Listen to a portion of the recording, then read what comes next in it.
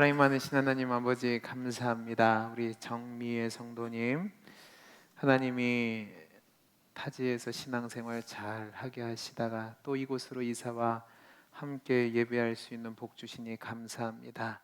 한 가족으로 함께 신앙생활할 때 복을 주셔서 정말 진실된 사랑의 교제와 믿음의 공동체를 세워갈 수 있는 복을 허락하여 주옵소서. 또 우리 찬양대가 하나님 앞에 귀한 찬양을 올려드렸습니다. 우리 위에 십자가 지신 그 주님의 은혜와 또 부활하신 그 주님의 은혜에 감사하며 찬양을 올려드렸사오니 이 찬양의 가사가 우리 모든 성도들의 믿음의 고백이 되게 해 주옵소서. 이 시간 말씀을 듣습니다. 말씀 가운데 함께하여 주시고 하나님이 예비하신 풍성한 은혜 주시기를 소원하며 감사하며 사랑 많으신 예수님 이름으로 기도하옵나이다. 아멘. 우리 옆에 있는 분과 다시 한번 인사하겠습니다. 말씀의 은혜 많이 받으세요. 말씀의 은혜 많이 받으세요. 네. 오늘은 부활절입니다. 부활주일이라고 하죠.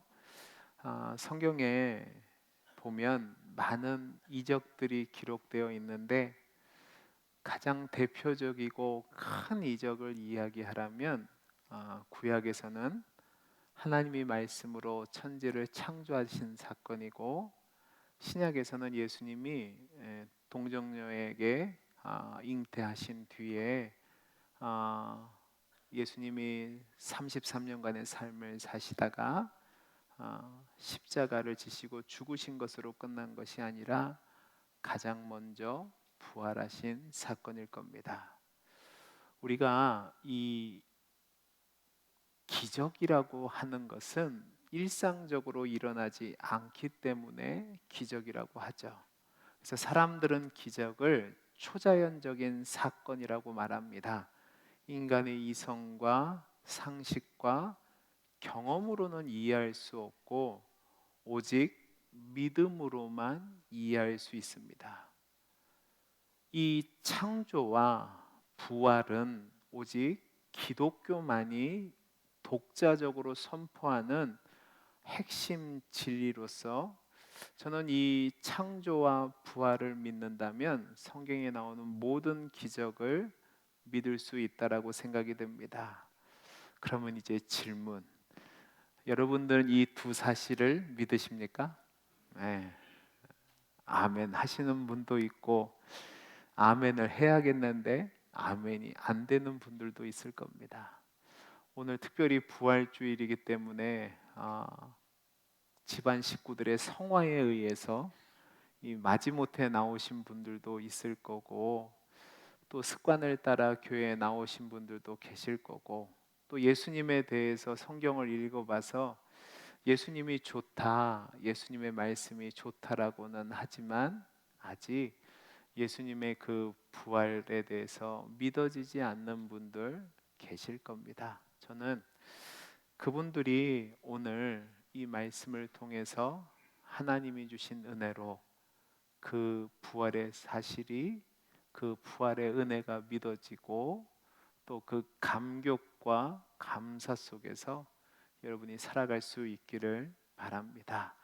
여러분, 오늘 특별히 이제 처음 나오신 분들, 또 믿음이 없으신 분들은 제 얘기를 들을 때 그냥 한번 쭉 따라오셨으면 좋겠습니다. 믿으려고 하지도 마시고 그냥 한번 들어보시고 난 뒤에 여러분들이 생각하시면 됩니다. 제가 왜 이 말씀을 드리냐면, 믿음은 내가 갖는 것이 아닙니다.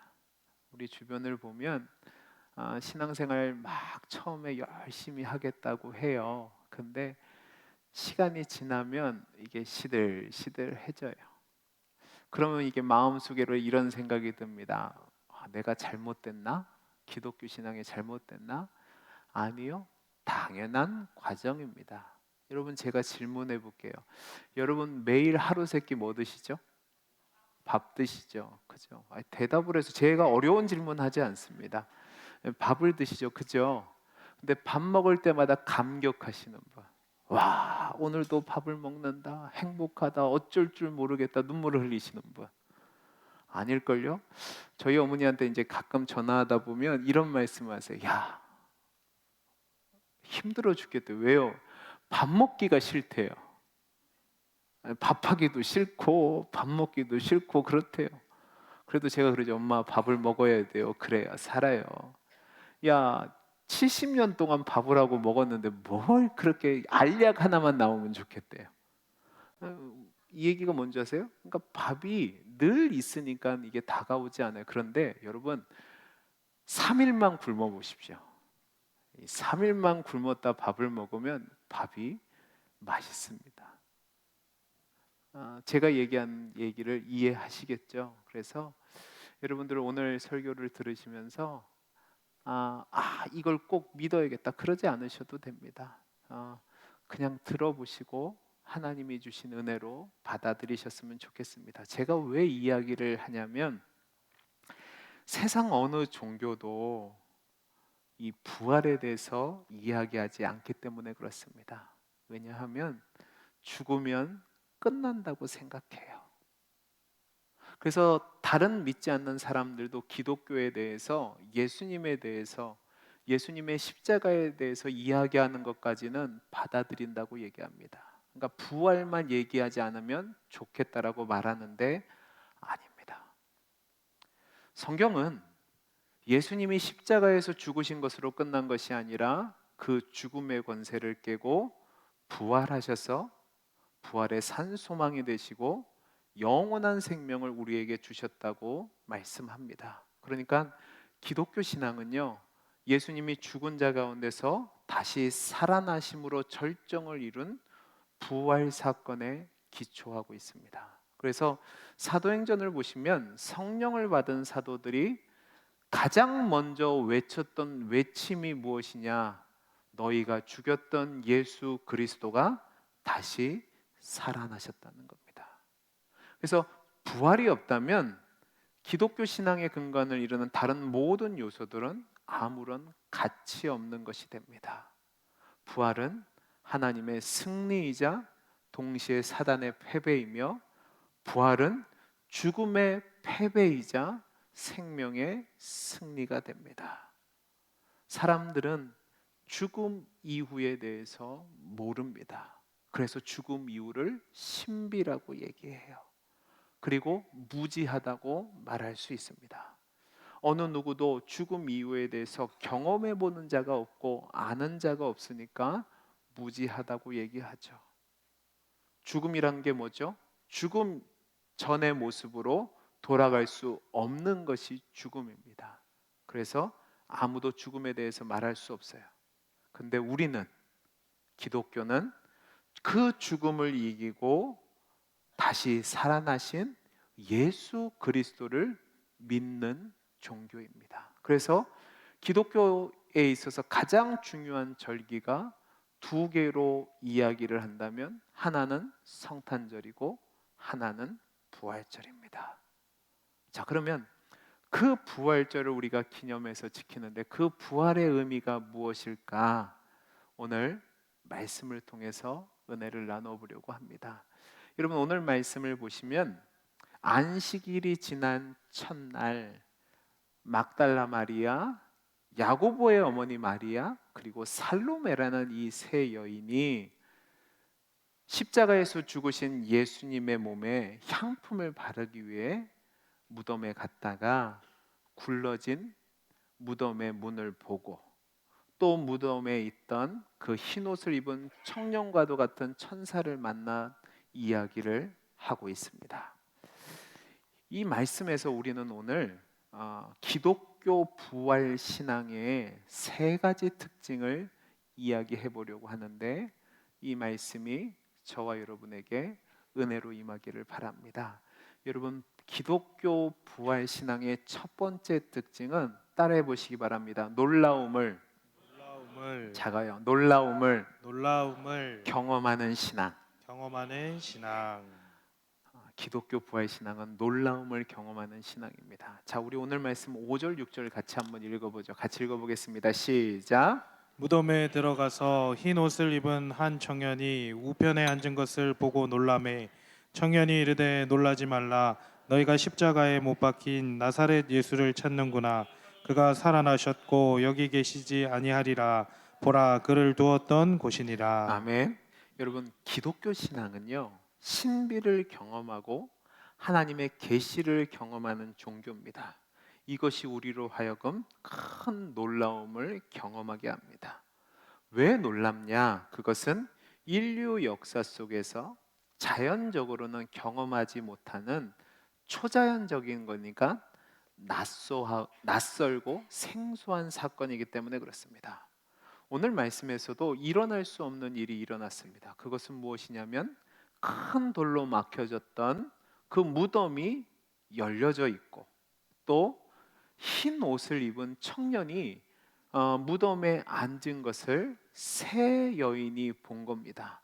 그 모습을 보고 깜짝 놀라죠.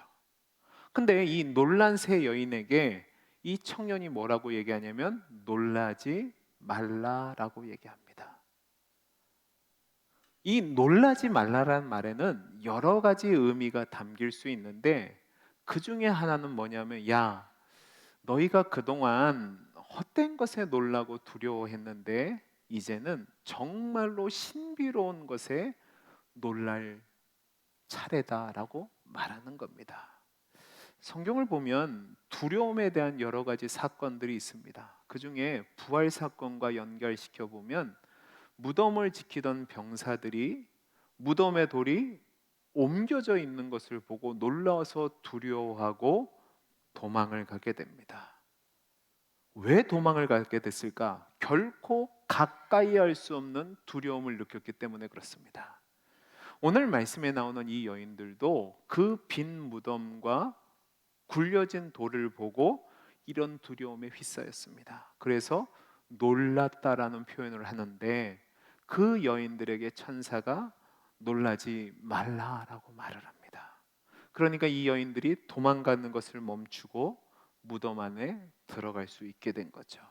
그러니까 이 놀라지 말라라는 천사의 말은 이제 하나님에 대한 일 외에는 다른 것들에는 놀라지 말라라는 권면이라고 말할 수 있습니다. 그리고 이 여인들이 그 빈 무덤을 보고 놀랐던 그 놀라움이 그 부활하신 주님에 대한 그 놀라운 기적을 확인하는 초대를 받게 됩니다.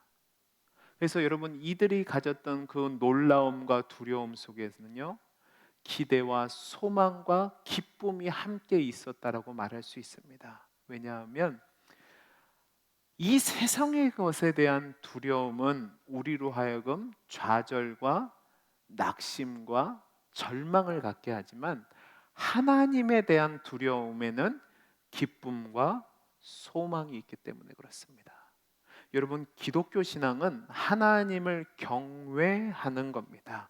이 경외라는 말은 뭐냐면 놀라움 가운데 있는 두려움을 포함하는 겁니다. 그래서 이 경외에는 단지 두려움만 있는 것이 아니라 하나님께 다가간다는 기쁨이 동반되어 있습니다. 오늘 말씀에서도요, 이 여인들은 하나님을 경외하는 가운데 그 놀람 중에 기뻐함이 있었다라는 게 확인되는데요, 그게 바로 마태복음 28장 8절입니다. 우리 마태복음 28장 8절을 읽어볼까요? 시작. 그 여자들이 무서움, 무서움과 잡으세요. 무서움과 뭐요? 큰 큰 기쁨으로 기쁨으로 빨리 빨리 무덤을 떠나 제자들에게 알리려고 다름질할세. 예수님의 부활을 경험한 사람들은요, 두려움과 함께 동시에 큰 기쁨으로 가득 차 있다고 마태가 말합니다. 왠지 아세요?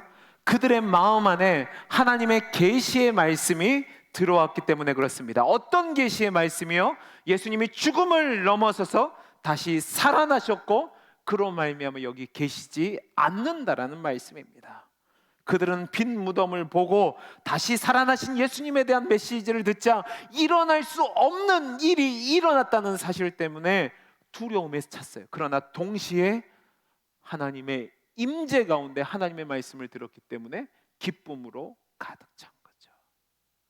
여러분, 이 세상을 살다 보면 익숙한 것도 있지만 낯선 것도 있습니다. 그런데 여러분, 죽음은 어디에 속한 것 같으십니까? 익숙할까요? 낯설까요? 반반일까요? 여러분, 이 죽음이라는 것이 특이해서 우리 주변에 너무나도 도처에 깔려져 있기 때문에 익숙하게 여겨집니다. 그러니까 여러분 뉴스 보면 하루라도 죽지 않았다는 소식을 듣지를 않습니다. 얼마 전에 러시아에서 또 총으로 쏴가지고 100명이 넘는 사람들이 그 자리에서 죽었습니다. 그런 뉴스들을 우리가 들으니까 죽는갑다 그래요. 그런데 이 죽음처럼 낯선 것도 없어요. 특별히 가깝지 않은 사람이 죽는 것은 그냥 일상으로 지나치지만 내가 사랑하는 사람, 내 옆에 있는 사람이 죽음을 통해서 떠나가면 그건 너무나도 힘들고 낯선 것이 됩니다. 사랑해서 같이 살던 사람이 어제까지 같이 있었는데 오늘 일어나 보니 없어요. 이것처럼 익숙하지 않고 낯선 것이 없죠. 그래서 우리는 늘 죽음에 대해서 안타까움과 두려움이 있습니다.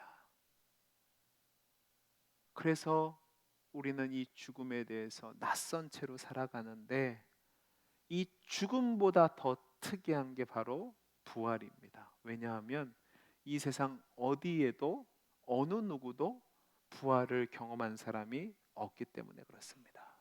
그래서 아마 처음에 너희가 만나러 왔던 죽었던 나사렛 예수가 다시 살아나셨다라는 이 말은 너무나도 낯설어서 기대할 수도 없고 믿을 수도 없는 사건이었을 겁니다.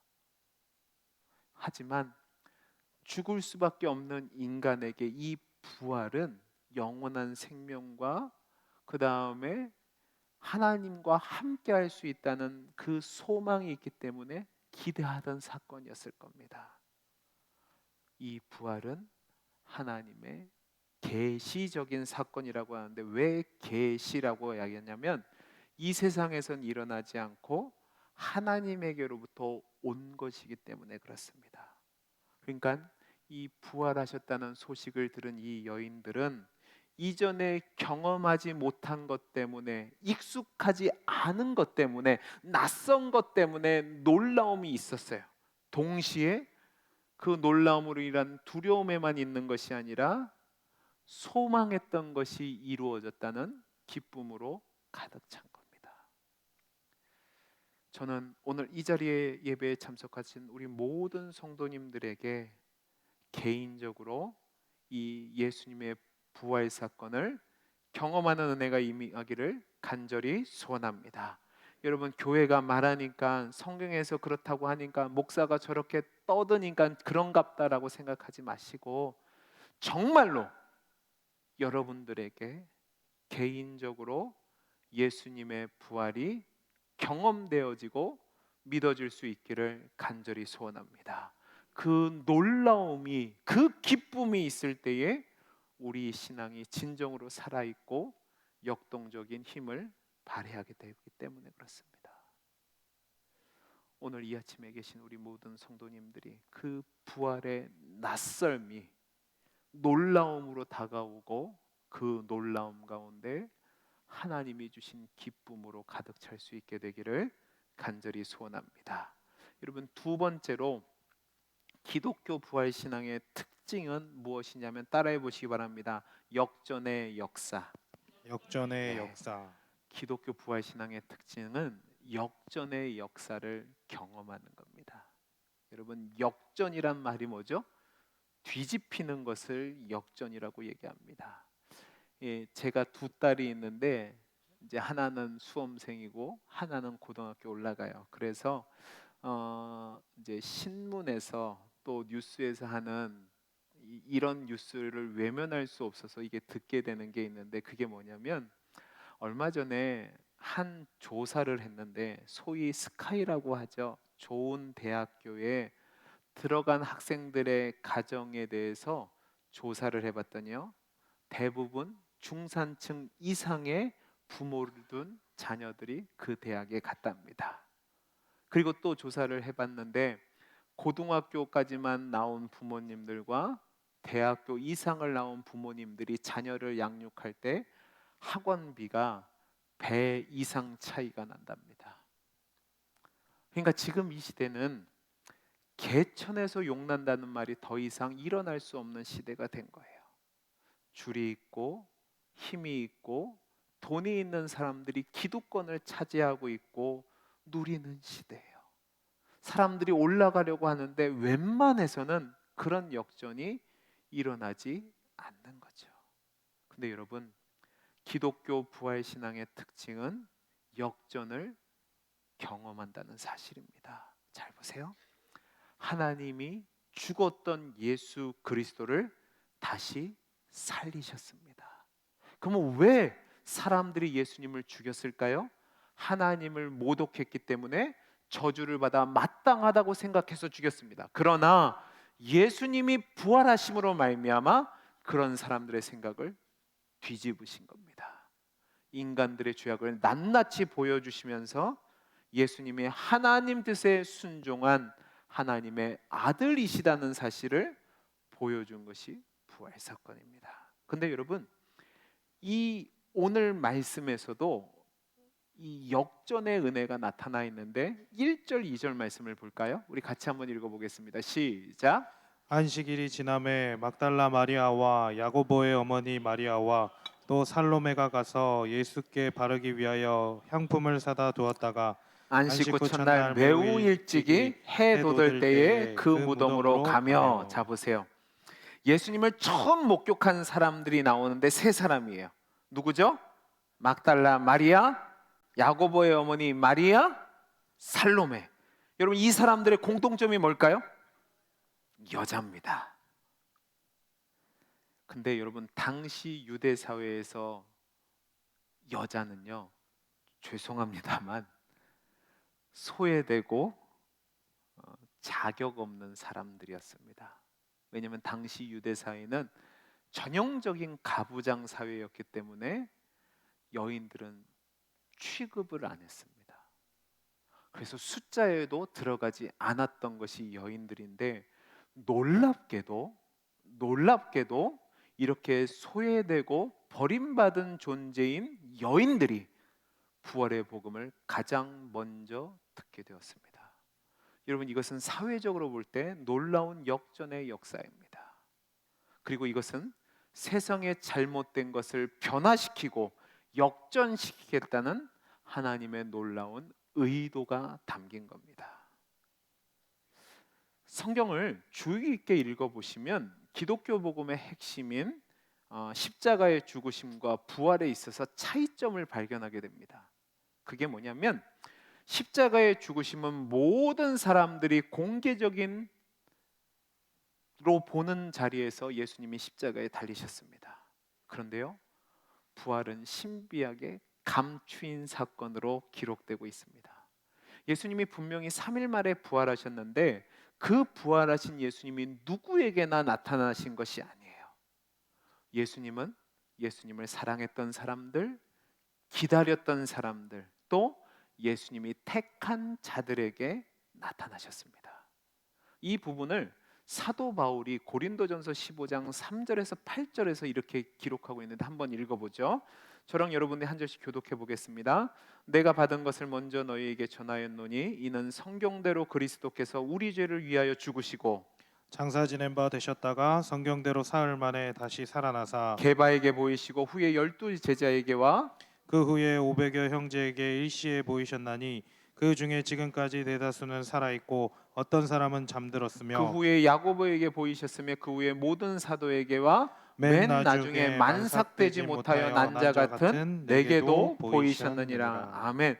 여러분, 이 말씀을 보면 사도 바울이 성경대로 죽으시고 사흘 만에 예수님이 부활하셨다라고 선포합니다. 그런데 그 부활하신 예수님이 모든 사람들 앞에 보인 것이 아니라 게바, 그러니까 베드로와 12 제자들과 500여 형제들과 예수님의 동생 야고보와 그리고 마지막에 만삭되지 못한 자 같은 자신에게 보였다라고 말합니다.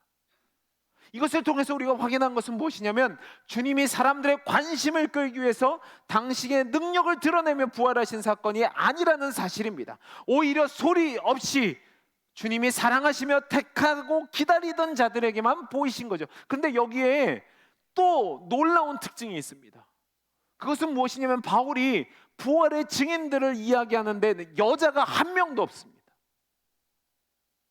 게바, 열두 제자, 500여 형제, 그리고 야고보, 바울 모두가 다 남자입니다.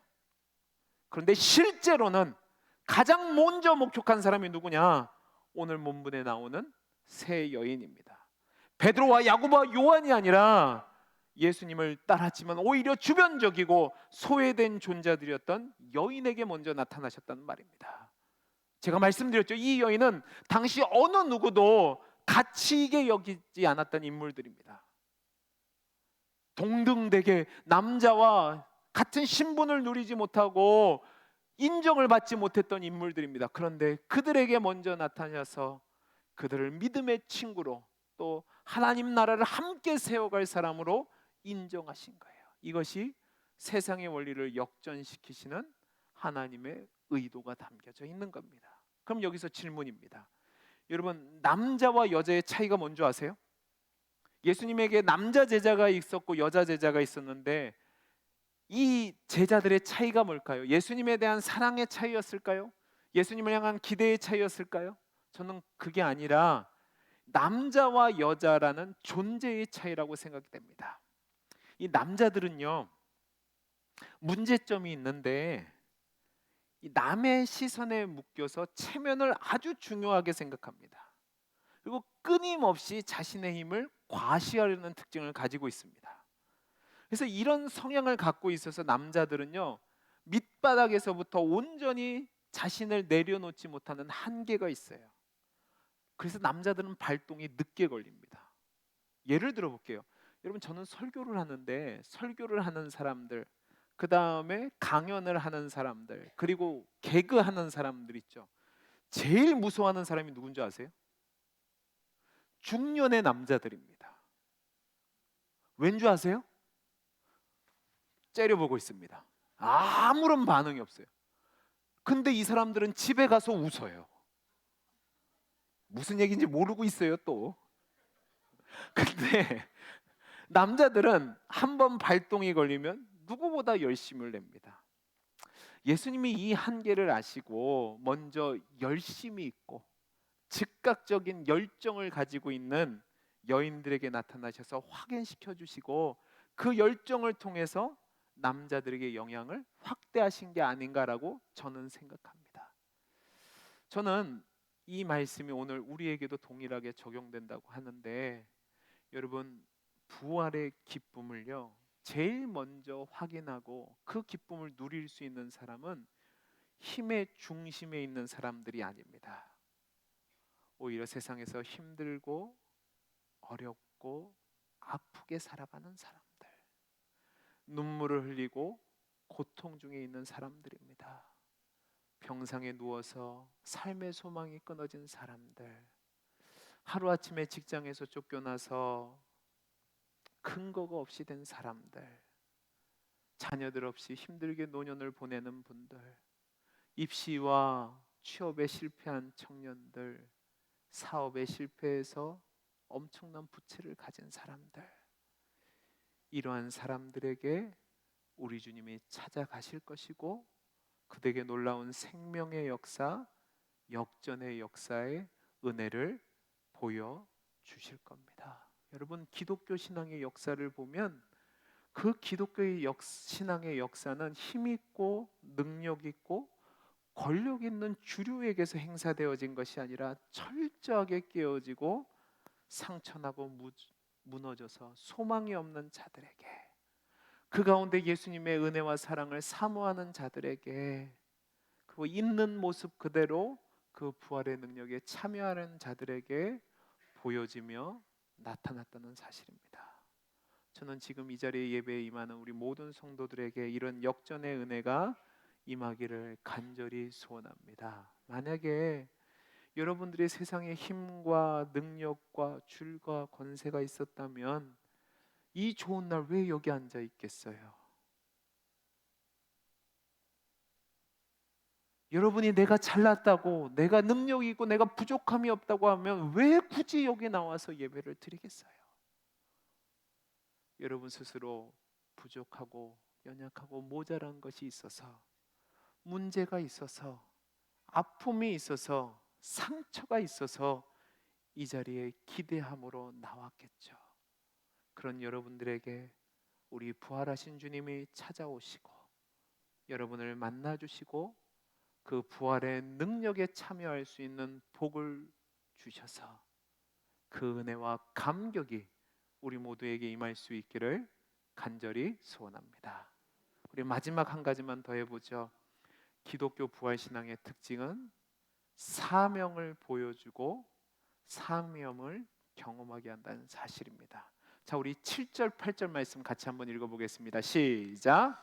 가서 그의 제자들과 베드로에게 이르기를 예수께서 너희보다 먼저 갈릴리로 가시나니 전에 너희에게 말씀하신 대로 너희가 거기서 배우리라 하라 하는지라. 여자들이 몹시 놀라 떨며 나와 무덤에서 도망하고 무서워하여 아무에게도 아무 말도 하지 못하더라. 아멘.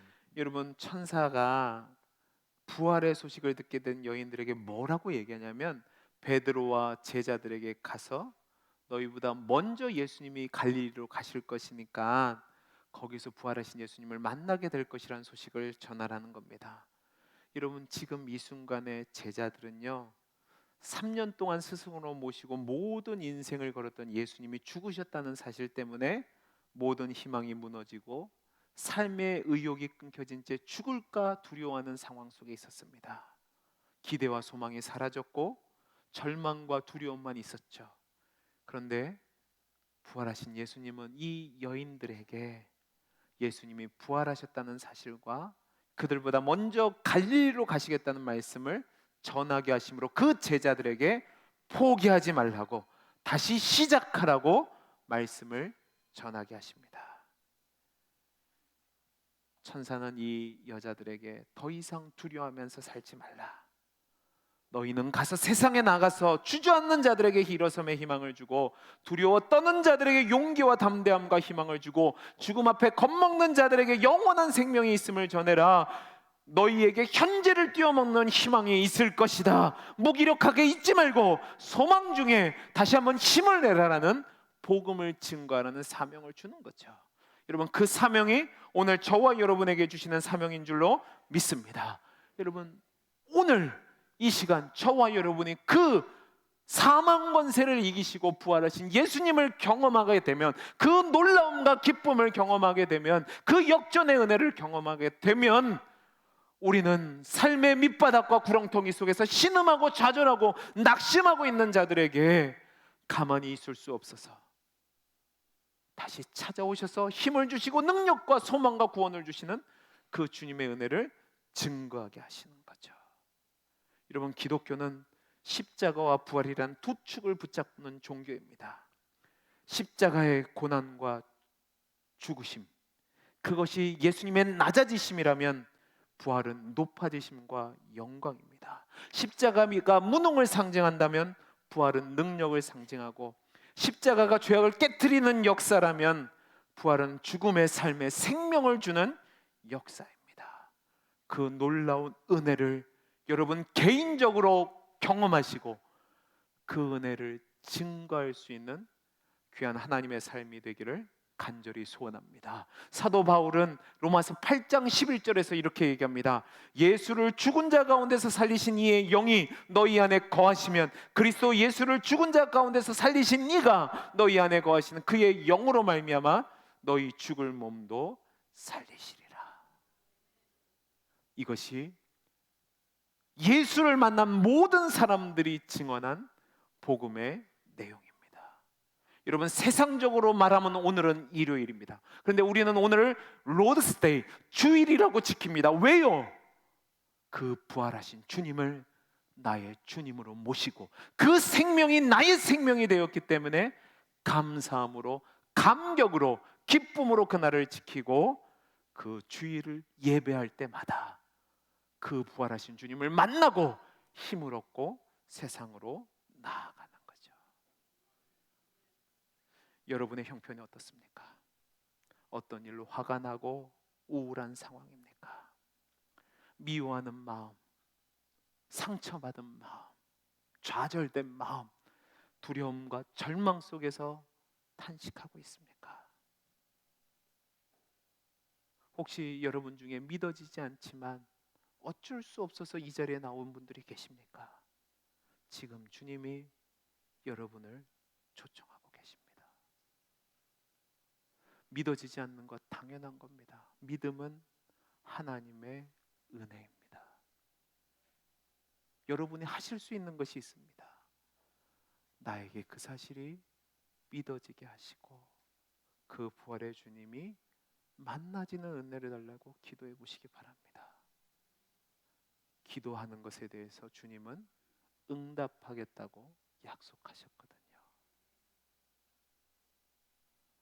어려움 중에 있는 분들, 오늘 부활하신 주님을 만남으로 역전의 은혜가 여러분의 삶에 임하기를 간절히 소원합니다.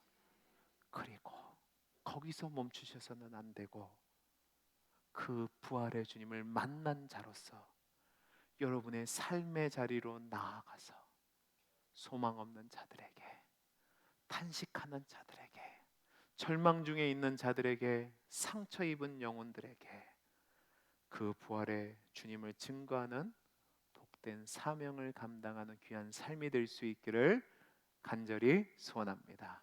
기도하겠습니다. 사랑이 많으신 하나님 아버지, 이 부활의 아침 우리에게 생명을 주신 그 주님을 만나고 경험하기를 소망하는 자들이 있습니다. 주님 찾아가 주셔서 그들의 마음의 문을 여시고 임재하여 주셔서 그 부활의 생명과 능력이 주님의 은혜를 사모하는 자들의 것이 될 수 있도록 은혜 베풀어 주옵소서. 하나님, 너무나도 힘들고 어려운 상황입니다. 그 하나님의 역전의 은혜를 사모하며 나왔사오니 하나님, 그 역전의 기적의 은혜를 경험케 해 주옵소서.